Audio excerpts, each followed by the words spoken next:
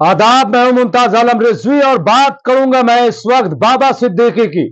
जी हां, बाबा सिद्दीकी का जिस तरह से बेरहमी से कत्ल किया गया, 3 शूटर आए और 3 राउंड गोलियां चलाई और गोलियां इस तरह से चलाई हैं कि बाबा सिद्दीकी लीलावती अस्पताल पहुंचते पहुंचते इस दुनिया फानी से रुखसत हो जाते हैं। इस तरह का हमला, और बताया यह जा रहा है कि जब उन पर हमला किया गया तो वहां स्ट्रीट लाइट बंद थी। इसके साथ साथ यह भी बताया जा रहा है कि जो सीसीटीवी कैमरास थे वो बंद थे और पटाखे जो है उस वक्त खूब फोड़े जा रहे थे।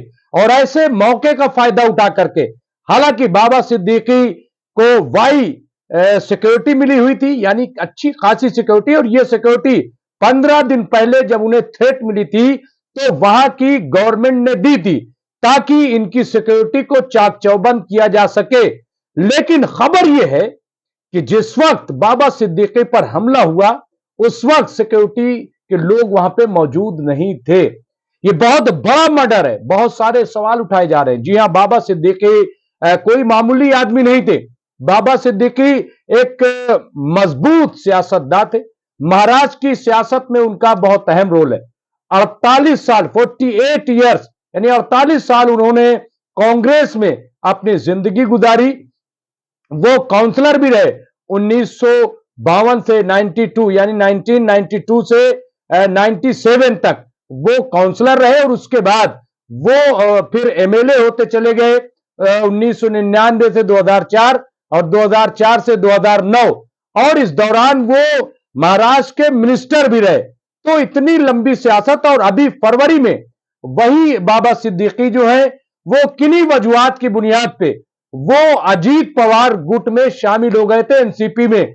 और जब लोकसभा का चुनाव आया तो उसमें वो प्रचार और प्रसार में भी सक्रिय रहे। और अभी जब महाराष्ट्र का चुनाव होने जा रहा है तब भी बाबा सिद्दीकी को अहम जिम्मेदारी सौंपी गई थी। पूरा एक मंसूबा बना लिया गया था, पूरी तैयारी थी। लेकिन सवाल यह है कि आखिर इस तरह का मर्डर क्यों?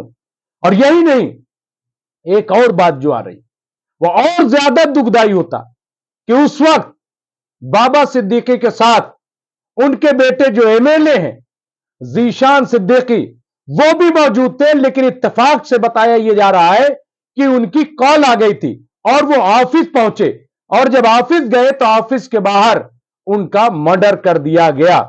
अब कई तरह से बताया यह जा रहा है कि जो 3, बल्कि इसमें 4 लोग बताए जा रहे हैं, लेकिन 3 की निशानदेही की गई है। 2 तो पकड़े गए हैं, एक, और जो पकड़े गए हैं वो जो है, अब यह बताया जा रहा है कि एक का ताल्लुक उत्तर प्रदेश से, दूसरे का ताल्लुक हरियाणा से, और अब तो बाकायदा जो है लॉरेंस बिश्नोई उसने इतराफ कर लिया है, उसने ये ऐलान किया है, जिम्मेदारी ली है कि उसने ये मर्डर कराया है। बहुत बड़े सवाल उठ रहे हैं। सवाल इसलिए भी उठ रहा है खासतौर से महाराष्ट्र में, क्योंकि महाराष्ट्र सरकार का वो हिस्सा थे अजीत पवार दादा, वो जो डिप्टी सीएम है, उन्हीं की पार्टी के एक बड़े कद्दावर लीडर का नाम बाबा सिद्दीकी है। बाबा सिद्दीकी जो है वो फिल्मी दुनिया में भी, चाहे वो शाहरुख खान हो, सलमान खान हो, आमिर खान हो या और वो उनके बहुत करीब थे। सलमान खान को जब थ्रेट मिली तो आप देखिए कि बाबा सिद्दीकी सामने आए, और ये थ्रेट देने वाला बिश्नोई, यही लॉरेंस बिश्नोई गैंग है। तो सवाल यह है कि इतना सब कुछ होने के बावजूद ये टाए टाए मामला फिश क्यों हो जाता है? और अब देखिए कि इस मामले में जिस तरह के सवालात उठाए जा रहे हैं, अब असदुद्दीन ओवैसी जो एमआईएम के चीफ हैं और मेंबर पार्लियामेंट हैं, हैदराबाद की सियासत करते हैं, लेकिन पूरे मुल्क में उनका दौरा होता है। पार्टी बिहार में भी एक्टिव है, यूपी में भी एक्टिव है, दिल्ली में भी एक्टिव है, गुजरात और मगरबी बंगाल वहां भी एक्टिव है, और महाराष्ट्र में भी। महाराष्ट्र में उनकी पार्टी से आप देखिए कि एमपी भी इलियास जलील साहब हुए थे। तो इस तरह से वो काफी, और वारिस पठान वहीं से एमएलए रहे। तो महाराष्ट्र में भी अब उन्होंने बहुत बड़ा सवाल उठा दिया है। उन्होंने सवाल यह उठा दिया है कि आखिर ऐसा क्यों क्यों सरकार जो है वो नाकाम हुई है? सरकार अगर अपने कद्दावर लीडर को नहीं बचा सकती तो फिर वो आवाम को कैसे बचाएगी? क्या लॉ एंड ऑर्डर फेल हो चुका है? क्या लॉ एंड ऑर्डर नाम की कोई चीज महाराष्ट्र में नहीं बची है? इस तरह के सवालात उठाए जा रहे हैं और यही सवाल कांग्रेस की तरफ से जो अपोजिशन लीडर है शरद पवार की तरफ से, चारों तरफ से ये सवाल उठाए जा रहे हैं कि आखिर सरकार इसका जवाब दे कि इतने बड़े लीडर का इस तरह से बांद्रा के अंदर बेरहमी से कत्ल कैसे हो गया? आखिर जब खुद बाबा सिद्दीकी ने बताया था कि उन्हें थ्रेट मिली है और थ्रेट जो मिली है तो उसकी इंक्वायरी क्यों नहीं हुई, उसकी जांच क्यों नहीं हुई, थ्रेट देने वाला गिरफ्तार क्यों नहीं हुआ? अगर यह कार्रवाई हो जाती है, और सबसे बड़ा सवाल यह कि 15 से 20 दिन इन लोगों ने बाकायदा रेकी की, तो जब ये रेकी कर रहे थे और उधर थ्रेट भी मिल गई थी, तो आखिर इसका पता क्यों नहीं लगाया गया? सरकार सोती क्यों रह गई? ये एक बहुत बड़ा सवाल उठाया जा रहा है और सवाल बहुत वाजिब है। सोशल मीडिया पे अब एक इसको दूसरा एंगल दिया जा रहा है। तमाम जो है सोशल मीडिया पे चल रहा है कि कहीं ये मुस्लिम लीडरान को खत्म करने की साजिश तो नहीं है, क्योंकि आप देखिए कि एक के बाद बिहार में जिस तरह से सैयद शहाबुद्दीन, हालांकि वो कोरोना के दौरान उनकी डेथ हुई, लेकिन कहा जा रहा है कि उन्हें जानबूझ करके मारा गया और उनकी लाश को भी बिहार में नहीं दफनाने दिया गया, बल्कि वो दिल्ली में दिल्ली गेट पर उनकी लाश दफनाई गई। खैर ये बात हुई। इसी तरीके से जोड़ के देखा जा रहा है अतीक और अशरफ का जिस तरह से मर्डर हुआ पुलिस की कस्टडी में, अभी पूर्व डीजीपी का मैं बयान जो है वो आपके सामने पेश करूंगा। तो आप देखिए वो भी एक सवाल उठाया जा रहा है कि आखिर जिस तरह से 3 लोग वहां पे आए और इसी तरीके से उनका मर्डर किया गया, आखिर ये मर्डर क्यों? मुख्तार अंसारी के बारे में भी यही कहा जा रहा है कि उन्हें भी जानबूझ करके मारा गया, उनके खिलाफ भी एक बड़ी साजिश की गई और उन्हें स्लो पॉइजन दिया गया, जैसा कि उनके अहले खाना ने कहा था। इसी तरीके से आप मोहम्मद आजम को देख लीजिए, भले ही उनका मर्डर न हुआ हो, लेकिन सियासी मर्डर जरूर हुआ है, क्योंकि उनके पूरे घराने को आप देख लीजिए जिस तरीके से अंदर रखा जा रहा है, ऐसा चलाया जा रहा है।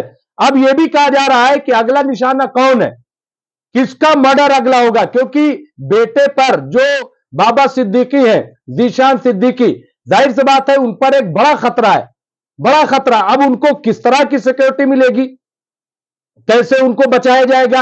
इसी तरीके से वारिस पठान ने भी कहा है कि अब तो मुझे भी डर लगने लग रहा है। तो जाहिर सी बात है जब वारिस पठान कह रहे हैं तो ये खौफ और ये डर तो असदुद्दीन ओवैसी तक जाएगा।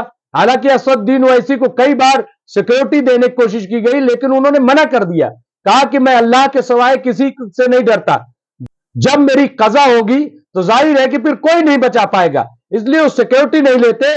लेकिन सवाल तो खड़े होते हैं।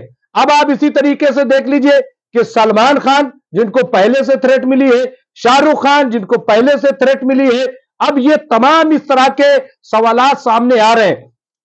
अब सवाल जो बहुत इंपॉर्टेंट है, जो कि पूर्व डीजीपी उत्तर प्रदेश विक्रम सिंह ने सवाल उठाए, वो सवाल बहुत इंपॉर्टेंट है। उन्होंने बताया है, इंकशाफ किया, खुलासा किया है कि दरअसल ये जो लॉरेंस बिश्नोई गैंग है, ये इसके 3 जो अहम रुकन है जो अमेरिका से इसको चला रहे हैं। अमेरिका से पूरा ये गैंग चलाया जा रहा है और एक के बाद एक निशाने पर लोग आ रहे हैं। और भी जो सिंगर था मूसेवाला, उसको उसका जिस तरीके से मर्डर किया गया, तो ये तमाम चीजें आ रही हैं।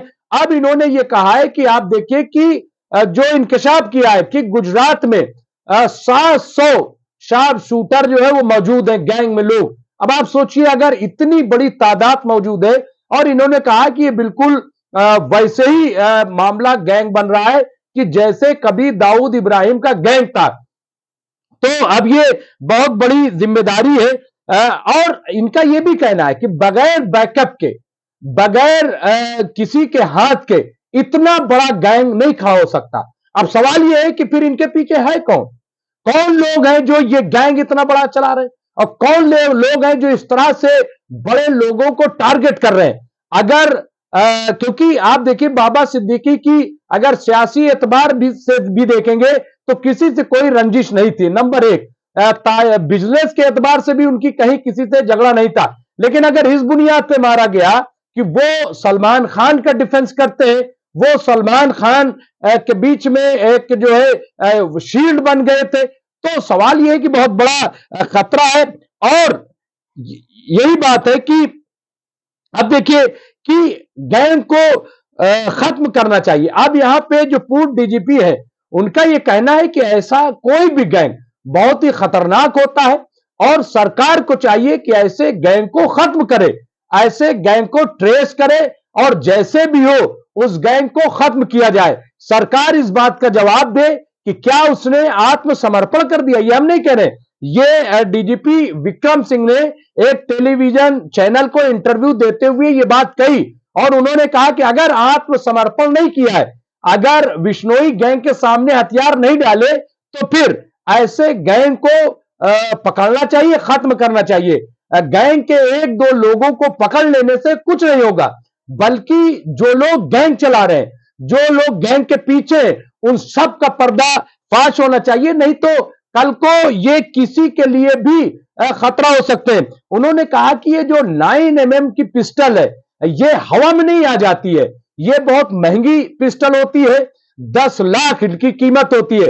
फिर आप देखिए कि जो 3-4 लोग जिस तरह से वहां पे रेकी कर रहे थे 17-18 दिन से, तो जाहिर सी बात है कि मुंबई जैसे शहर में ये डीजीपी, पूर्व डीजीपी का कहना है कि वो यूं ही नहीं रह रहे थे, बल्कि उनका बाकायदा खर्चा उठाया गया होगा और उनको पैसे की कमी नहीं होने दी जा रही थी। तो सवाल यह है कि इस दौरान क्यों उन्हें गिरफ्तार नहीं किया गया। तो इतना बड़ा, और यही चीज आप देखिए कि जब उनसे सवाल किया गया अतीक और अशरफ, तब उन्होंने बहुत बड़ी बात कही। उन्होंने कहा कि जिस तरह से अतीक और अशरफ का पुलिस की कस्टडी में मर्डर हुआ है, ये बहुत ही शर्मनाक था, बहुत ही अफसोसनाक था और ये सवाल खड़े कर रहे हैं। उन्होंने कहा अदालत ने जरूर ये कहा है कि जो सिक्योरिटी में लोग थे उनकी कमी नहीं थी, लेकिन मैं इस बात को मानता नहीं हूं, क्योंकि पुलिस कस्टडी में इस तरह से मर्डर होना ये अच्छी बात नहीं है। इस तरह पुलिस से भरोसा उठ जाएगा,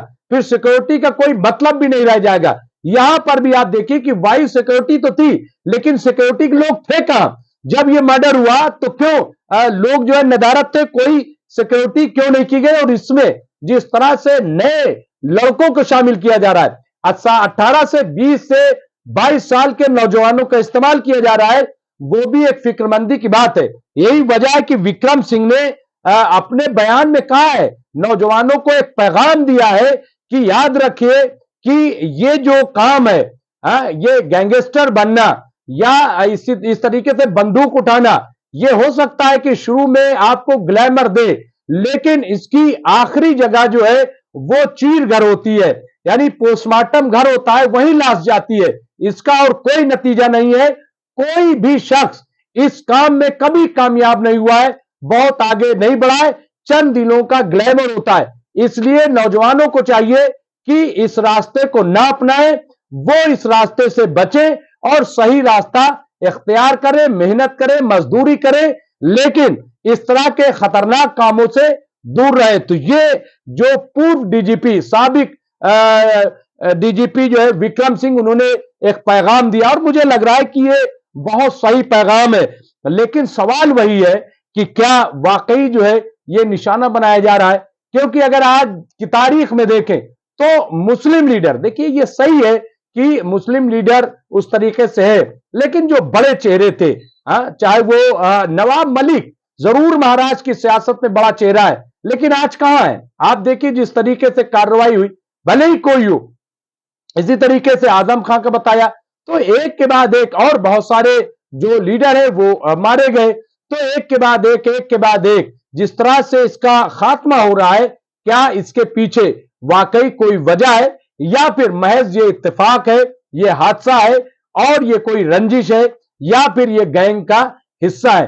क्या है? बहरहाल इस पर एक बड़ी बहस हो रही है, सवाल और जवाब हो रहे हैं, सरकार जवाब देगी। अब इस पे यकीनन जांच हो रही है, लेकिन जांच जो है एसआईटी से भी जांच कराने की बात हो गई है।